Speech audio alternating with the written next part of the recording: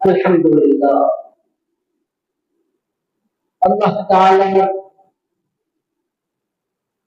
উপর লক্ষ কোটি শুকরিয়া যে মহান রব্বুল আলামিন আমাদেরকে আল্লাহ তাআলার খাস বান্দা হিসেবে মঞ্জুর করে, দয়া করে, মায়া করে, অত্যন্ত মহব্বত করে আল্লাহ তাআলার ঘরে জান্নাতের ভিতরে মসজিদের বাগানে আসার বসার কিছু কথা বলা এবং শোনা তৌফিক এনায়েত করেছেন।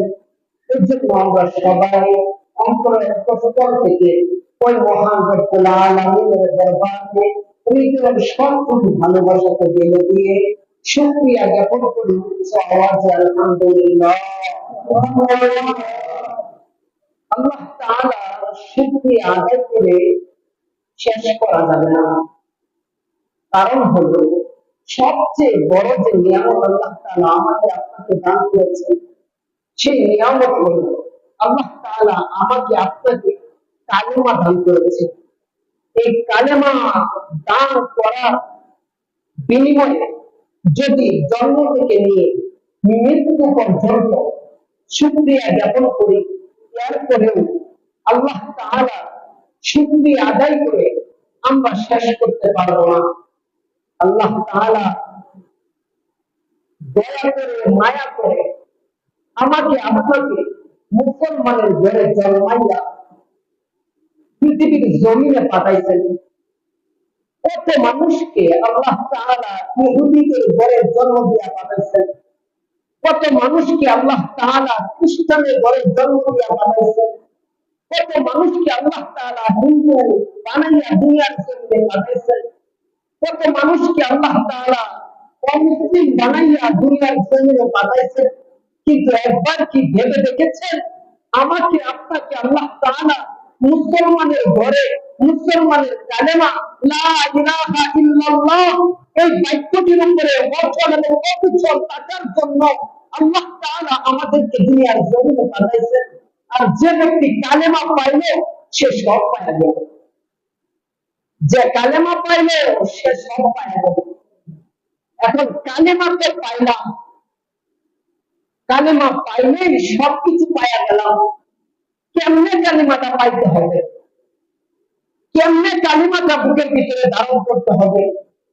এই কালেমা সবাই জানে, একটা বাচ্চা পর্যন্ত জানে।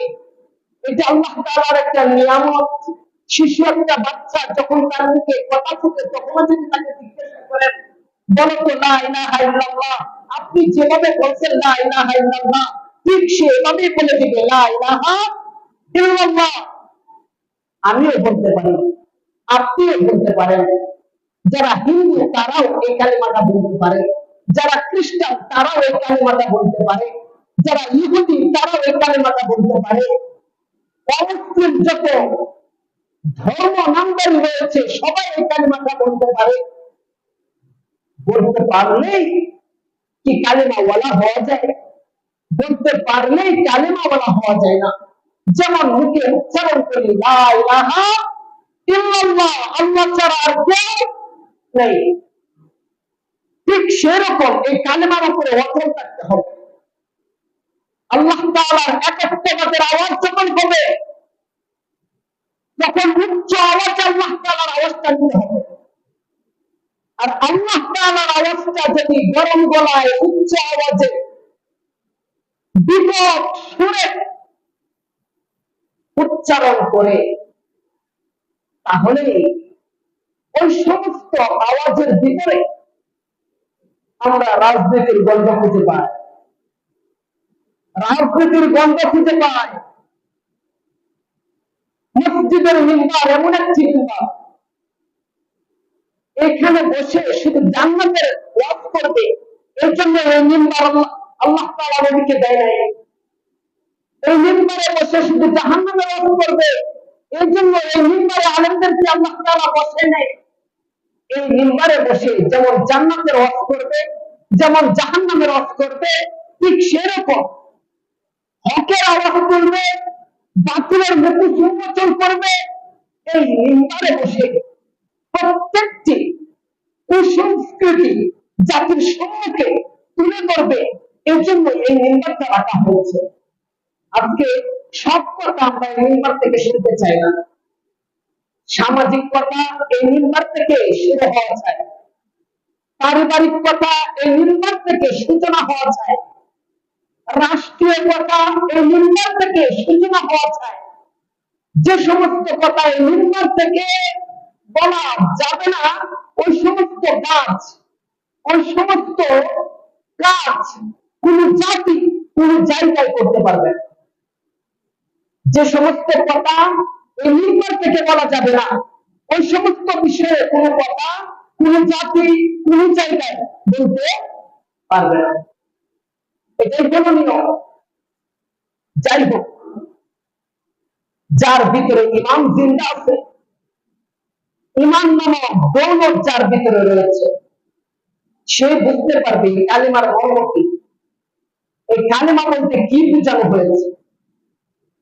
এই কালিমাটা শুধু খালি মুখে পড়লাম, লা ইলাহা ইল্লাল্লাহ, আল্লাহ ছাড়া কোনো মাবুদ নেই, আল্লাহ ছাড়া যে কোনো মাবুদ নাই, এটা আবু জাহেলও জানতো। কি জানতো না? আল্লাহ ছাড়া যে কোনো মাবুদ নাই, এটা নমরুদও জানতো। আল্লাহ ছাড়া যে কোনো মাবুদ নাই, এটা ফিরআউনও জানতো, কিন্তু তারা কাজে পরিণত করে নাই। যার ফলে জানার জন্য তারা কামিয়াবি হয় নাই, মানার জন্য যারা এই কালিমা গ্রহণ করেছে একমাত্র তারাই কামিয়াবি অর্জন করেছে। এই জন্য আল্লাহ তাআলার বিশাল বড় এক নিয়ামত, আমরা এই কালেমা পেয়েছি। আল্লাহ তাআলা আমাকে আপনাকে এই কালেমা দান করেছেন। এই কালেমার জন্য আল্লাহ তাআলা বারবার ইমানদারদেরকে কোরআনুল কারীমে 89 বার দেখে বলেছেন, ইয়া আইয়ুহাল্লাযীনা আমানু, ও ঈমানওয়ালারা, ও ঈমানদাররা, শোনো শোনো। এই কালিমাটার কথার জন্য আল্লাহ তাআলা বারবার ঈমানওয়ালাদেরকে কোরআনুল কারীমে 89 বার দেখে দেখে সতর্ক করেছেন। এই কালিমা ছাড়া ঈমানওয়ালা হওয়া যায় না। ঠিক যেরকম একটা হিন্দু ব্যক্তি কালেমা জানে, জানার পরে সে কি ঈমানওয়ালা হয়ে যায়?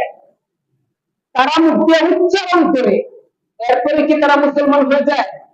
হয় না। ঠিক সেরকম মুসলমানের ভেতরে কিছু মানুষ এই কালেমা জানে, এই কালেমার অর্থ জানে, মাঝে মধ্যে কালেমা পড়ে, এরপরও তারা প্রকৃত ঈমানওয়ালা হতে পারে না। তো ঈমানওয়ালা হতে হলে কি হওয়া লাগবে? এই কালেমার উপরে অটল থাকতে গেলে এই কালেমা যা বলে আমাকে আপনাকে তার উপরেই চলতে হবে। এই কালেমা এটাই বলে ইবাদত করতে হবে একমাত্র কার? আল্লাহ। আল্লাহর ইবাদত ব্যতীত অন্য কারো ইবাদত করা যাবে না। সবার উপরে রাখতে হবে একমাত্র আল্লাহ তাআলাকে। আল্লাহ তাআলাকে নারাজ করে কারো সাথে প্রেম করা আমাদের জন্য সম্ভব নয়। সর্বপ্রথম আমাদের প্রেম ভালোবাসা মহব্বত হবে একমাত্র আল্লাহ তাআলার উপর। আমাদের প্রেম ও ভালোবাসা মহব্বত আল্লাহ তাআলার উপরে রেখে, আর এই ভালোবাসার উপরে, একত্ববাদের উপরে, আল্লাহ তাআলার উপরে আস্থা এবং অবিচল বিশ্বাসের উপরে যারা অটল থাকবে, যারা সেই পথে চলবে, আল্লাহ তাআলার হুকুমতের পথে জীবনকে পরিচালনা করবে, ওই সমস্ত ব্যক্তির সাথে আমরা ছিলাম, আছি, থাকবো। আর আল্লাহ তাআলার দেখানো সেই পথ বেঁচে রেখে বাই রাস্তায় যারা চলে যাবে, ওই সমস্ত ব্যক্তির সাথে যদি সে আমার আপন ভাইও হয়, এরপরে তার সাথে আমার সঙ্গ দেওয়া যাবে। এটাই কালিমার প্রেক্ষাপট, এটাই কালিমার মূলনীতি।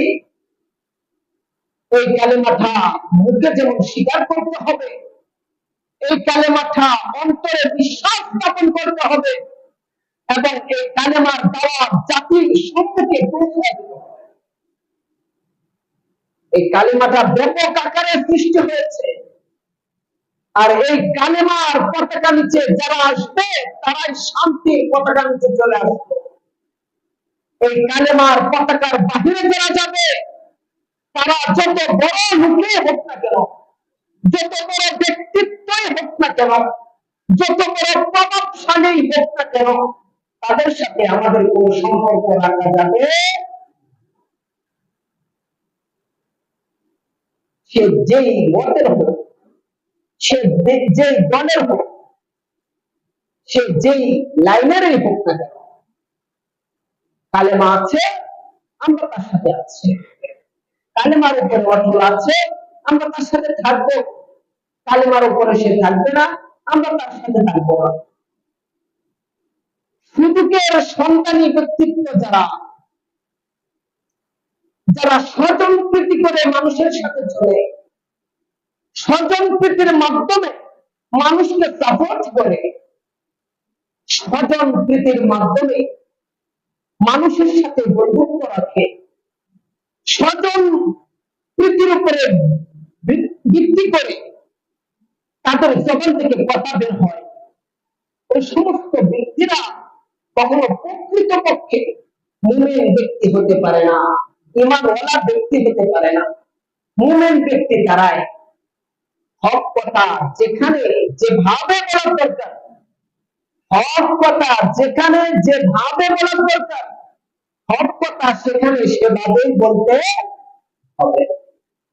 এখন একটা বাতিল পক্ষ নিয়ে এমন একটা কাজ করলো সমাজে, এই সমাজে এই কাজটা করলো আমার খুব নিকটতর আত্মীয়, আমার বেয়াই কিংবা আমার চাচা কিংবা আমার বাবা কিংবা আমার বন্ধু কিংবা আমার বংশধর, আর আমি আমার আত্মীয়ের দোহাই দিয়ে, বন্ধুর দোহাই দিয়ে, বংশের দোহাই দিয়ে, চাচার দোহাই দিয়ে, বাবার দোহাই দিয়ে আমি তার পক্ষ অবলম্বন করলাম। তোমার মতো ব্যক্তির কালেমা আল্লাহ তাআলা কখনোই মেনে না। আল্লাহ তাআলা ওই ব্যক্তির সঙ্গ দিবে না।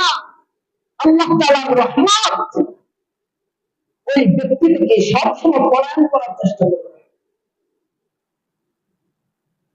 এই জন্য আল্লাহ তাআলাকে আঁকড়ে ধরে পুরো পৃথিবী যদি আমার বিপক্ষে চলে যায়, যাক আমার কোনো শক্তি নেই, আর আল্লাহ তাআলাকে বাদ দিয়ে পুরো পৃথিবী যদি আমার হয়ে যায়, এই পাওয়ার মধ্যে কোনো ফায়দা নেই।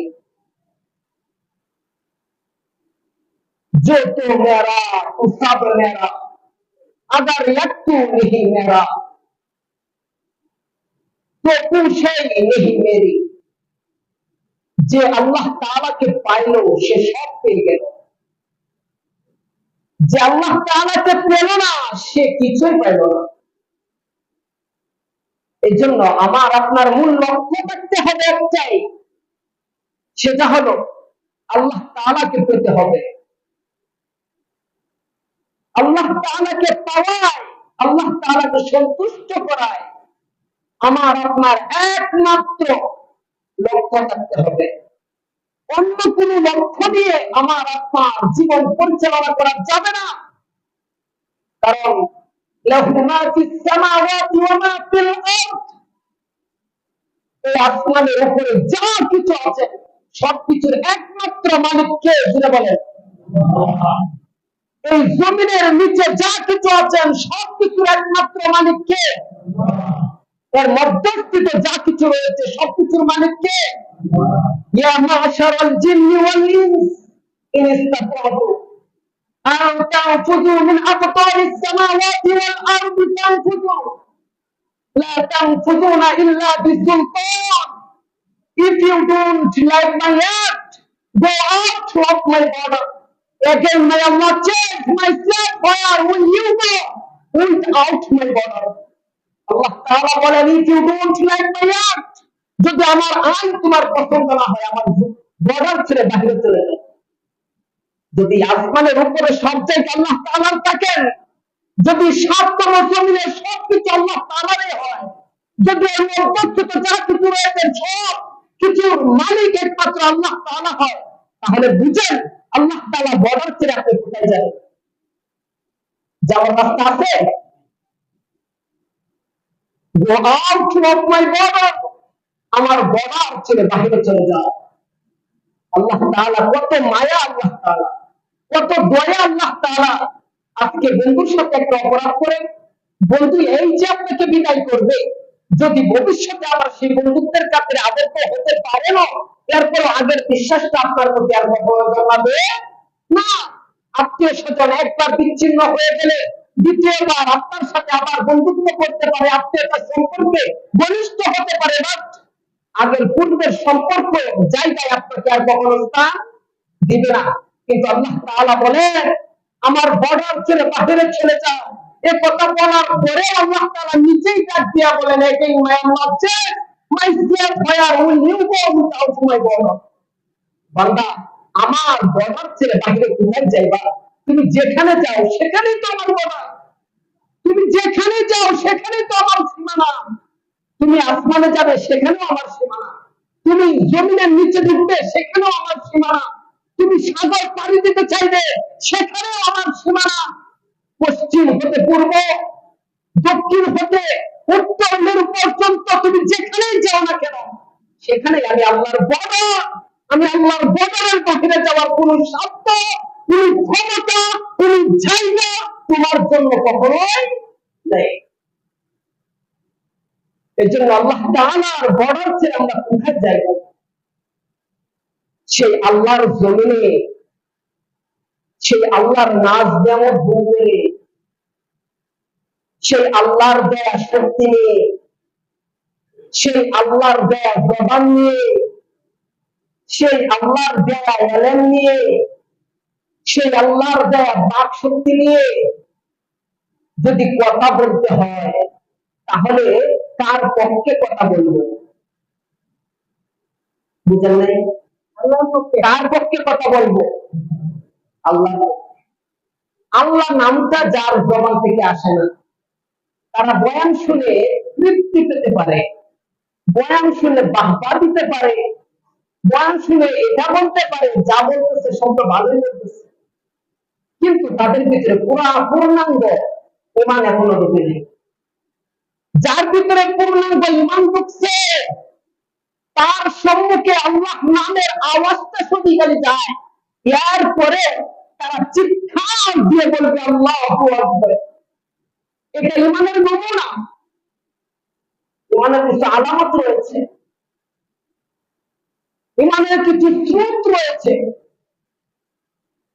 যে ইমানের স্রোত কখনো মানুষকে নরম করে দেয়, যে ইমানের স্রোত কখনো মানুষকে গরম করে দেয়। ইমানের ধরন দুইটি, একটি হলো নরম, আরেকটি হলো কি গরম।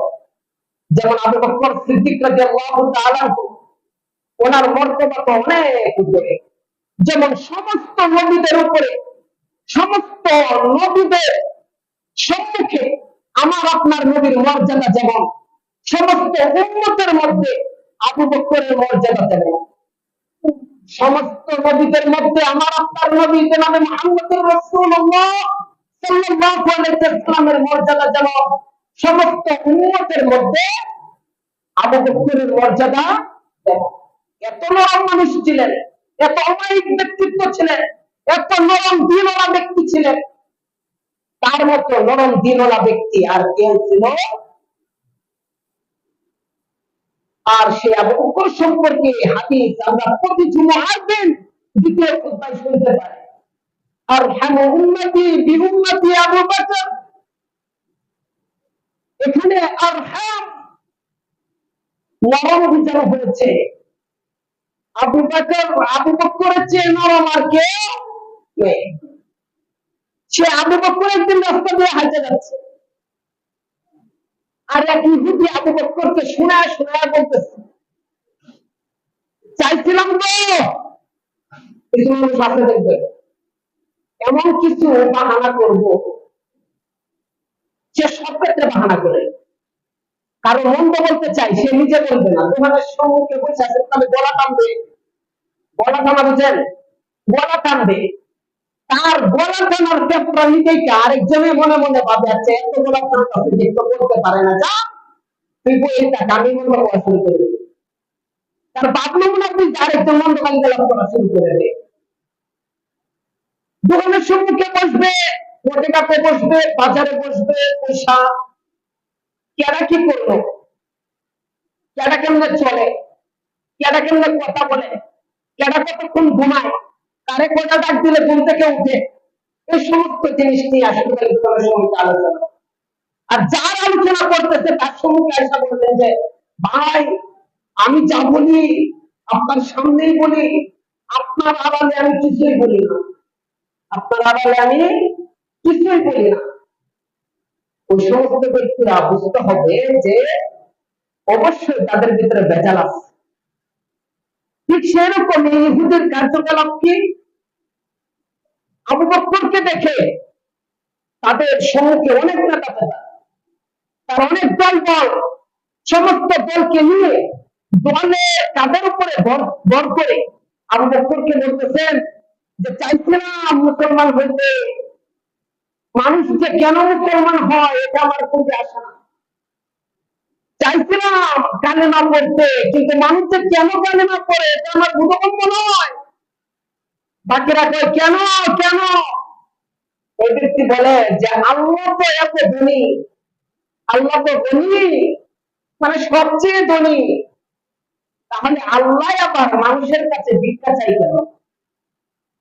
আল্লাহ সবচেয়ে ধনী, তবে আল্লাহ মানুষের কাছে কি চাই কেন, ভিক্ষা চাই কেন? কথাটা যদিও আমরা সাধারণভাবে নিচ্ছি, আবু বকর সিদ্দিক রাদিয়াল্লাহু তাআলা সাধারণভাবে নেই নেই, কারণ আল্লাহ তাআলা কোরআনের বহু জায়গায় বলেছেন দান সাদাকার কথা।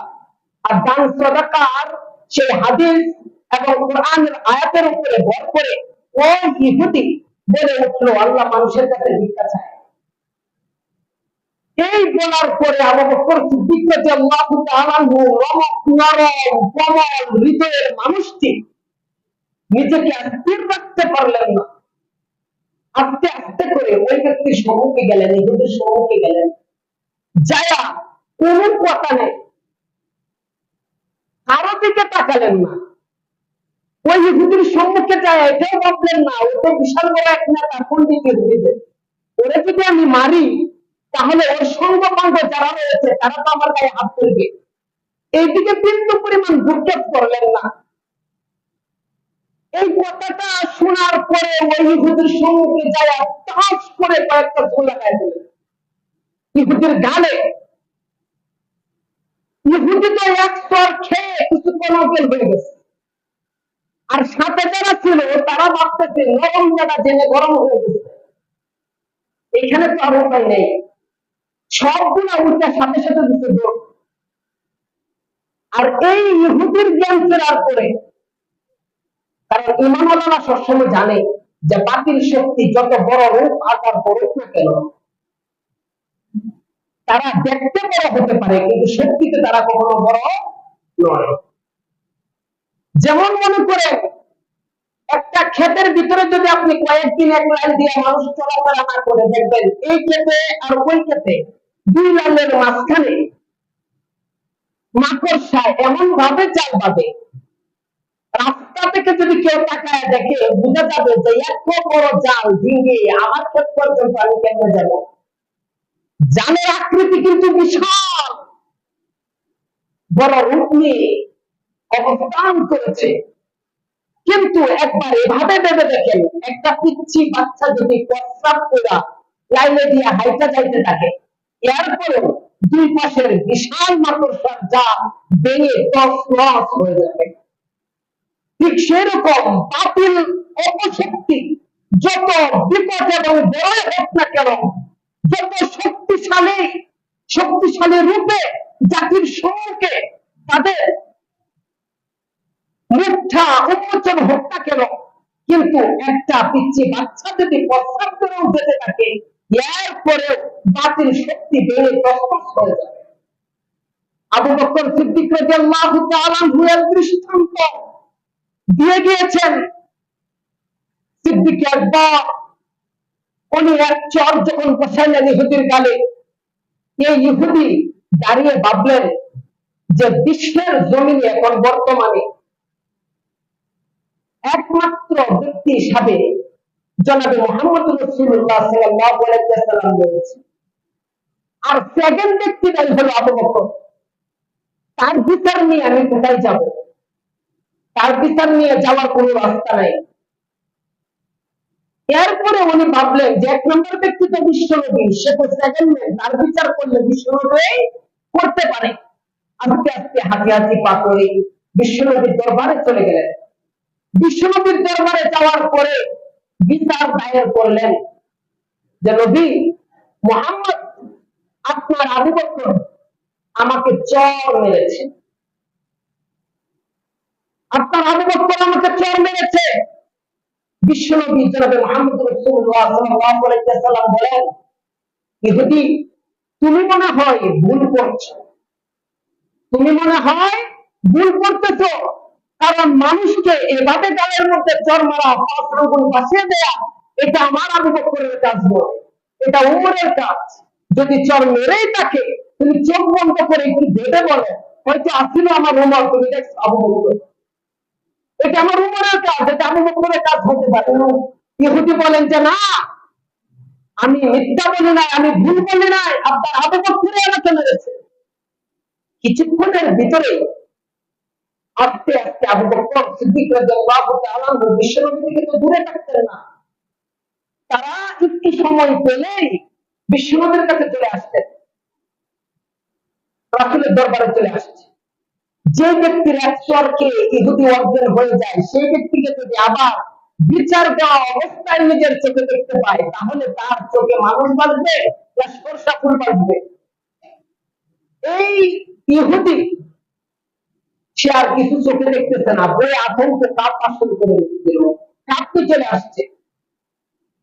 আবু বকর সিদ্দিককে বিশ্বনবী জিজ্ঞাসা করলেন, আবু বকর তুমি কে চর মেরেছো? আবু বকর সিদ্দিক রাদিয়াল্লাহু তাআলা আনহু বলেন, চর মেরেছি সেটা বলেছে, কেন মেরেছি সেটা বলবো না কেন? ওকে যখন আমি রাস্তার কিনারে দেখতে পেলাম, ও হলো দুইটা গ্রন্থের পণ্ডিত, তাওরাতের পণ্ডিত এবং আসমানী কিতাব ইনজিলের পণ্ডিত। আর দুটো কিতাবেই রয়েছে যে কোরআন যখন নাযিল হবে, ওই অবস্থায় যারা থাকবে তারা সে কোরআনের উপরে ঈমান আনা, সে কোরআনের নবীর উপরে ঈমান আনা, আল্লাহ তাআলার উপরে ঈমান এনে ওই নবীর কালিমা লা ইলাহা ইল্লাল্লাহ সাথে সাথে মুখে স্বীকার করা, করে নেওয়া। কিন্তু সে আমার আল্লাহকে নিয়ে কটূক্তি করে কথা বলেছে, ব্যঙ্গ করে কথা বলেছে, আমার আল্লাহর আইনকে সে অপমান করেছে, তাও আবার আমি আবু বকরের সম্মুখে সেটা আমি বরদাস্ত করতে পারিনি, তাই তাকে আমি চর মেরেছি।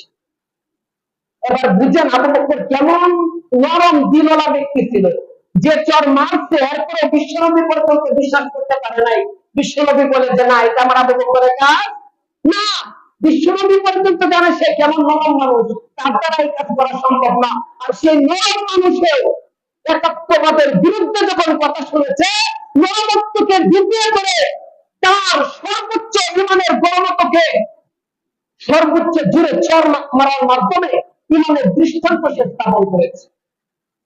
দর্শক, এরপর এই ইহুদি যারা মিথ্যাচার করে, যারা গলাবাজি করে, চাঁদাবাজি করে, তারা দেখবেন যদি হয় একটা বানায় বলে আরো কয়টা 10টা তাল মিলিয়ে কথা বলে, একজন একটা বলছে আমাকে এটা বলতে হবে, তাল মিলিয়ে কথা বলে।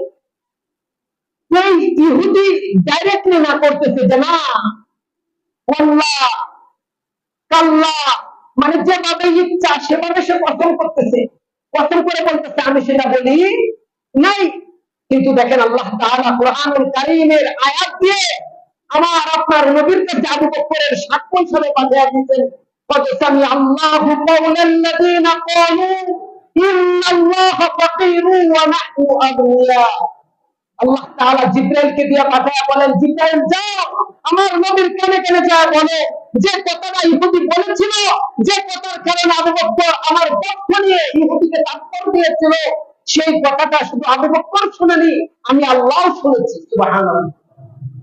ঠিক সেরকম একাত্মবাদের পক্ষে যারা থাকবে, আল্লাহ তাআলার খাঁটি সৈনিক যারা হবে, আল্লাহ তাআলাকে পৃথিবীর সবচেয়ে বেশি প্রেম ভালোবাসা মহব্বত যারা করবে, আল্লাহর জন্য কাউকে মারতেও পারবে, আল্লাহর জন্য নিজে মরতেও পারবে, এমন ঈমানওয়ালা যারা হবে, তাদের পক্ষ নিয়ে কিয়ামত পর্যন্ত আল্লাহ তাআলা ফেরেশতা দুনিয়ার জমিনে নাযিল করবে।